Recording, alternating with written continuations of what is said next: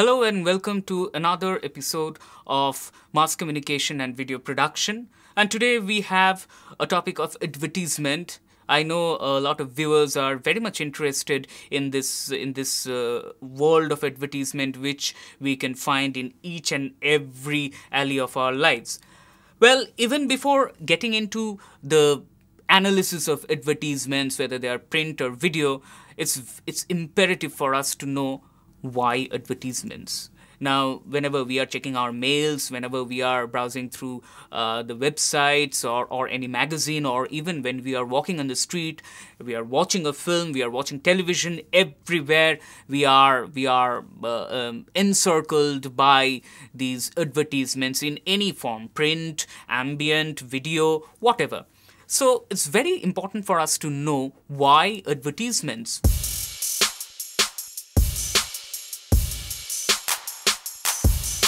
The first and foremost interpretation and answer to this is to sell products and ideas. We all know that.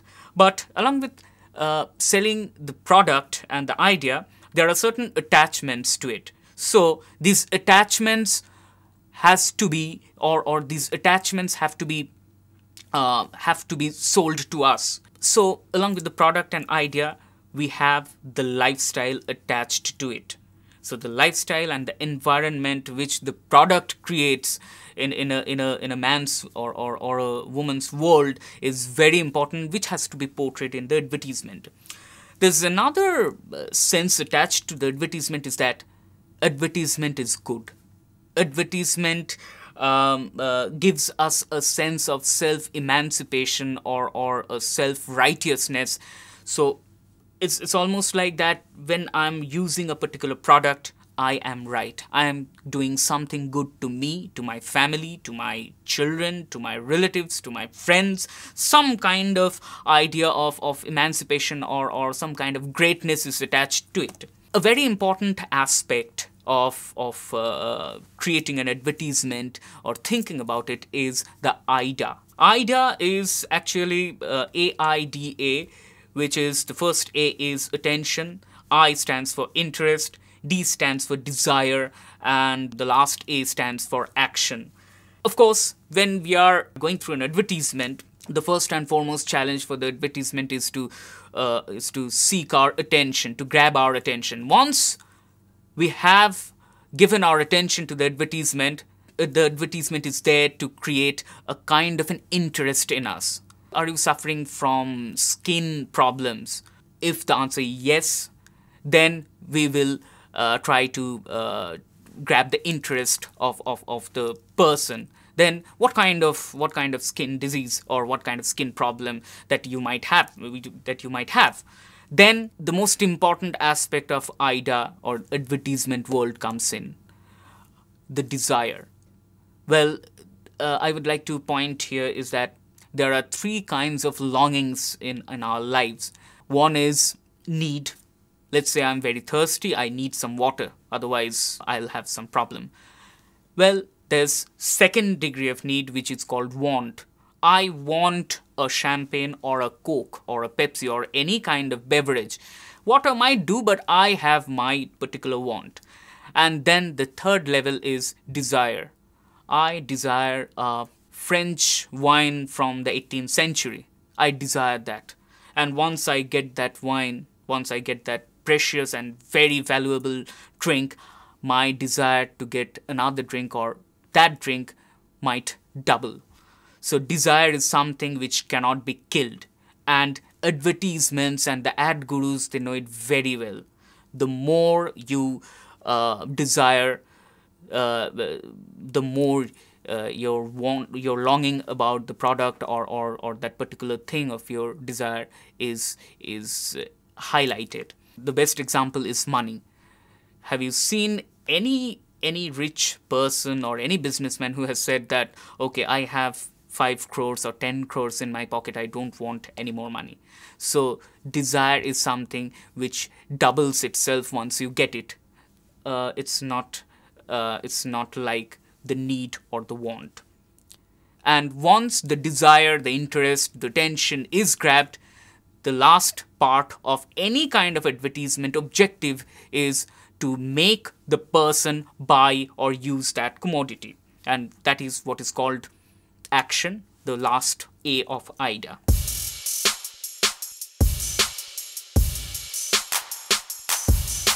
Based on the form of media, we have, as you might be knowing, we have print, radio, audiovisual, and a very new kind of ad is very popular in the international market. It's not very popular in India, which is called the ambient ad. Making use of the ambience in order to create the ad. And based on strategies of using ads, we have covert ads, the hidden ads, just like an in-film ad where Amitabh Bachchan might be saying something about Kesh Kala Tel, or Hrithik Roshan in his dialogue might be saying anything about Avon cycles, as we have seen in Koi Mil Gaya. Well, there are other ads like surrogate ads. We all know that liquor advertisements are banned, but the products and the names are shown to us in various ads. Let's say ABC Holidays. Because ABC might be the name of a kind of a vodka or a rum or a whiskey which you are not entitled to show on the television or in the media. But once the brand name is disseminated along the mass, the idea of the brand name is automatically attached to the best product that it serves. So ABC, there might be glass, there might be music cassettes, but I know in my mind, as my knowledge goes as a consumer, ABC might be, or ABC is a kind of a liquor. So in that way, surrogate ads work. There are other personal ads like classifieds. There are commercial ads. These are print ads, of course. There are testimonial ads. Let's say a person is saying, I have used this product and this product is really good. I didn't believe at first. It's almost like a documentary or a news footage where a person is testifying. And the most celebrated ad is the celebrity endorsements. Once the celebrity says this product is good or I use this product, all the fans, especially in a third world country, all the fans will start using it. So even for a 1 or 2 rupee product, the ad gurus or these companies, they hire stars worth millions.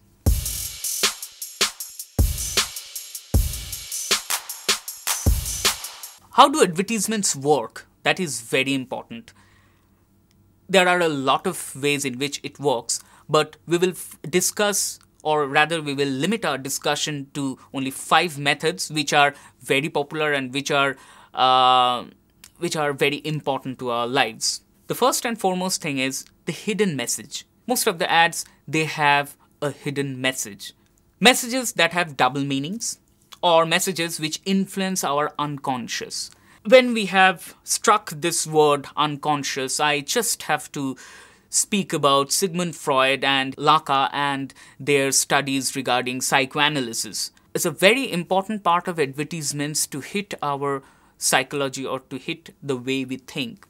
According to psychoanalysis, according to Freud, the mind is divided into 3 parts, the human mind. One is the conscious, which is around about 15% of our mind. The second is the preconscious, which is in negligible amount. A lot of people say this is the subconscious, but in psychoanalysis there's nothing called subconscious. It's the preconscious. And the most important part is the unconscious. The part of the mind which we even don't know. I don't know what is there in my unconscious. It is all the repressed desires, the fears, everything is stored in the unconscious. Maybe the sexual desire, maybe the desire for violence, maybe the desire to become the king of the world. These are always the desire. Remember, we were speaking about desire in the IDA section. Now, this desire is manipulated, is played with, and advertisements give us a kind of a dream work. Let's say a human desire for the other sex is always there, irrespective of the age. Now, but for our social stigmas, for our social conditions, we cannot explore that. None of the human civilization might be able to explore that. But Advertisements just remove the lid of that desire, irrespective of your age, of your social stature, or the kind of position that you have in your family or in the society. This desire is played along with deep within our mind. So advertisements through hidden messages play a wonderful game with our unconscious, and in that way influence us. Now you can see on the screen a weird kind of an ad of Kellogg's cornflakes. Now, according to sociologist Packard, a 1957 bestseller, The Hidden Persuaders, has said that advertising is dangerous because it uses psychology to create emotionally loaded hidden messages. The ad that we can see on the screen is about physical health, but is also about mental health. An old man is pouring Kellogg's in his bowl. So he's physically weak, but he wants to stay mentally fit, because he has the urge to have that and the urge to make his health fit. It's the classic instance of a doctor uses this product. We can see that a respectable old age mature man is using this product. And it's also kind of a joke. It's not that the doctor says or the mature man is using. It's a kind of a joke where you have, the ad says, it's a kind of a split personality where a kind of a lazy hedonism is meeting with a kind of a disciplined self-improvement. Cornflakes of this Kellogg's product serves both these interests. The second one is shifting loyalties and maintaining the status quo. By this we mean that the advertisements tell us what to think, what to endorse, and what to chuck off, and how to think about the world. Now, it creates or cultivates a very strong sense of brand loyalty on the first part, and secondly, it also urges the consumers to change loyalties and get into the status quo. In one way, what the multinational corporations want us to think, we think in the same way. Now, on the screen, you can see that there are two t-shirts. On one, you have the image of Che Guevara, and on another, you have, in a similar fashion with a similar kind of cap, you have the image of Cher, the popular singer. Volumont, in his book Advertising in the 60s, already stated something very important regarding this. Advertisements embrace the anti-authoritarian, hippie, counterculture, revolutionist movements, where Che Guevara and underground rock movement, all these things, they become a part of the merchandising designs. But these anti-authoritarian designs are produced, distributed by very authoritarian multinational corporations who are very much manipulative. So you might think that why certain ideas, certain images which are revolutionary are promoted by people against whom these revolutionaries have fought. Now that's the catch of the day. Once you endorse your enemies, you are defeating your enemies in such a way. Let's say if there's a revolt against the king and the king makes the revolutionaries more popular, then actually what the common mass would understand is that the revolutionaries are not against the king, because the king is promoting the revolutionaries. It's almost like that. By trivializing these revolutionary images and ideas, it's kind of a status quo is maintained where you will not question, the authoritarian or any kind of capitalist interests, or where you will find that some kind of exploitative thing is happening. The revolutionary image is already liquefied. So this is a kind of a process which Volumont argues as detunement. Now, detournement is a kind of a concept given by Guy Debord. He's a kind of a great figure in the 1970s, writing revolutionary books, and he was a very important man in the Situationist movement, which influenced the student movement of the 60s. We have a lot of songs, films, images, books, plays named after him and influenced by him. Now, detournement refers to an artist's reuse of familiar images by shifting the context to create a new work with a different and often contrary message. Let's say if I am anti-something, I am using those images and I am interpreting those images in my way. So in one way, this is a kind of an anti-art, a kind of an anti-establishment movement. What Vollemont says here is that this detournement, this very idea of anti-establishment movement, is just reversed in this case. This method of resistance to the grosser elements of capitalist culture, it raises an awareness of the corporate ploys and their social effects. That was what Guy Debord had said regarding detournement, using these images again and again against capitalism, against the kind of exploitations that we are witnessing throughout the world. But here, when you put a logo or an image of Che Guevara on a multinational and a very expensive t-shirt, you're just reversing it. You are trivializing a kind of a thought or a kind of a movement or a kind of a revolutionary aspect in a very capitalistic, interesting way. So this is another very important aspect of maintaining the status quo and shifting the loyalties. Now, mediation of reality. Mediation of reality we see every day. On the screen you can see that there's a print ad of Guess, and the lady in the forefront is Paris Hilton. Regarding this print ad, I would like to paraphrase a comment by Marshall McLuhan from Understanding Media. When the movies came, the entire pattern of American life went on the screen as a non-stop ad. Whatever any actor or actress wore or used or ate was such an ad as had never been dreamed of. The result was that all ads in magazine and the press had to look like scenes from movies. This was Marshall McLuhan saying these things in 1964, and we know that how this is true in today's world. Now, news and advertisements have blended together to such an extent and reality that falsehood and what is false, what is true, what is real, they have no difference. And here you can see Paris Hilton steps off a helicopter, accompanied by, it might be her lover or maybe a servant.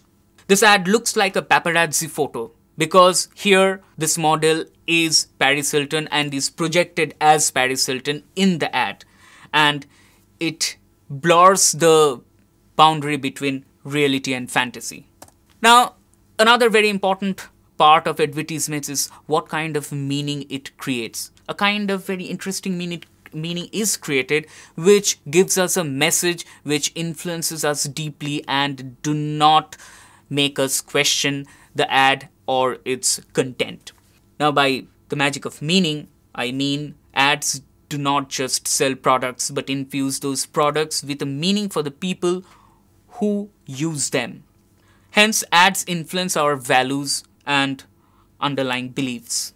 Again on the screen I have Louis Vuitton print ad where it shows that Bono, the very popular U2 singer, and his ex-wife is landed from a private aircraft in what it seems to be a land in Africa, a kind of a forest land in Africa.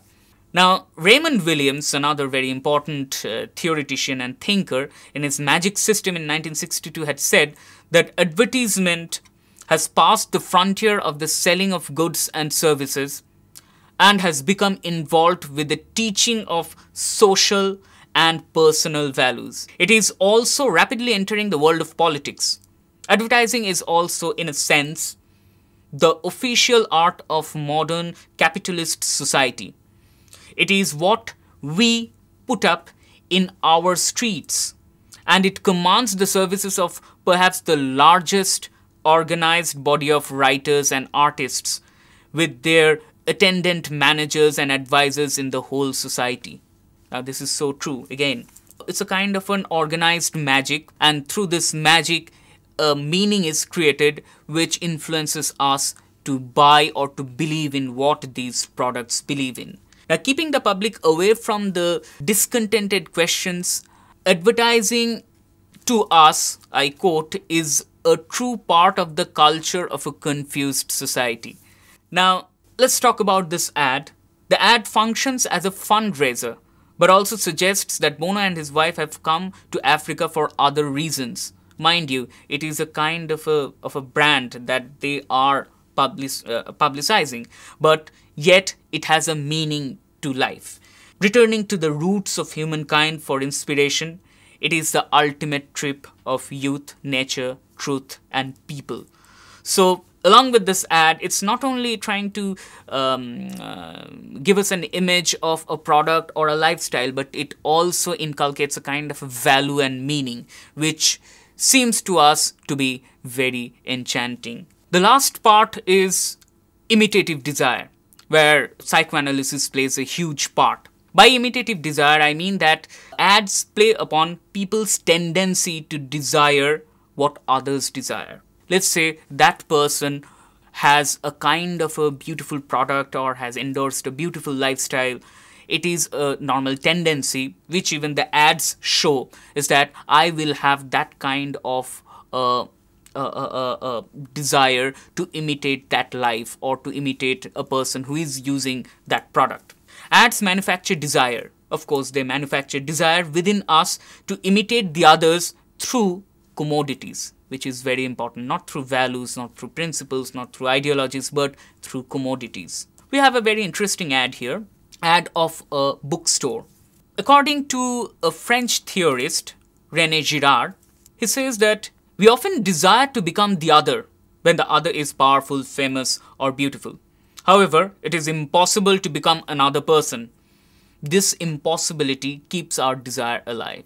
I already mentioned a few minutes ago that desire is something which you cannot fulfill.